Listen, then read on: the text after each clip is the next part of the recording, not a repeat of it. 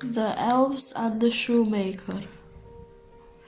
Late one night, a shoemaker sat cutting his leather with snip, snip, snip, watched by his wife and watched by his cat.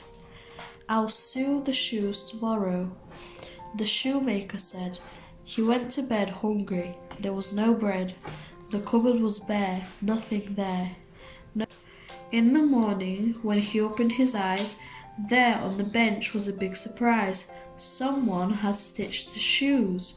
But who? The shoemaker blinked and scratched his head. "What teeny tiny stitches," he said.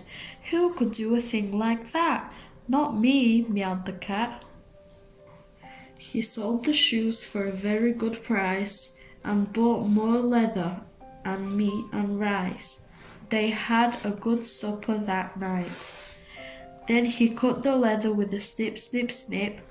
"I'm ever so tired," he said to the cat. "I can't stop yawning. I'll stitch these in the morning. Time for bed." In the morning, when he opened his eyes, there on the bench was a bigger surprise. 4 pairs of shoes had been stitched in the night. "What? Shoes?" The shoemaker blinked and scratched his head.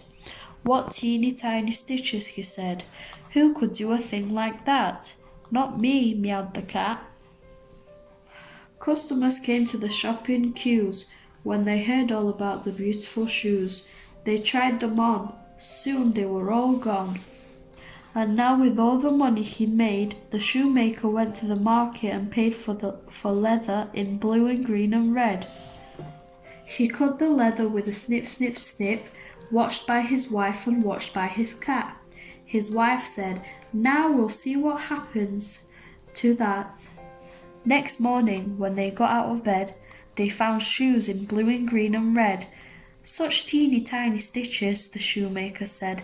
"I like the green shoes." From far away, when they heard the news, people came to the shopping queues. "What beautiful shoes," they cried. "It's hard to choose." The shoemaker sat and counted his money. He thought, "Isn't it funny? I'm suddenly rich and I haven't even sewn any stitches." The shoemaker's wife said, "We have to find whoever it is who's being so kind. Let's watch in your workshop tonight." So they left a candle burning bright, and there they hid in the dead of night. Midnight chimed, the door went creak, and 3 little elves came skippy skip in with silver tools in a teeny tiny tin, but their clothes were threadbare and thin. Tip, tip, tap. Their silver hammers went tip, tip, tap, and they cut out sewed with a snip, snip, snap, and the shoes were made in a flash. When the elves had left, the shoemaker's wife said, "I've never seen in all my life 3 little elves so threadbare. I'll sew them all new clothes to wear." She sewed a tiny dress and tiny jackets and tiny tartan trousers with pockets, and the shoemaker made tiny beautiful boots.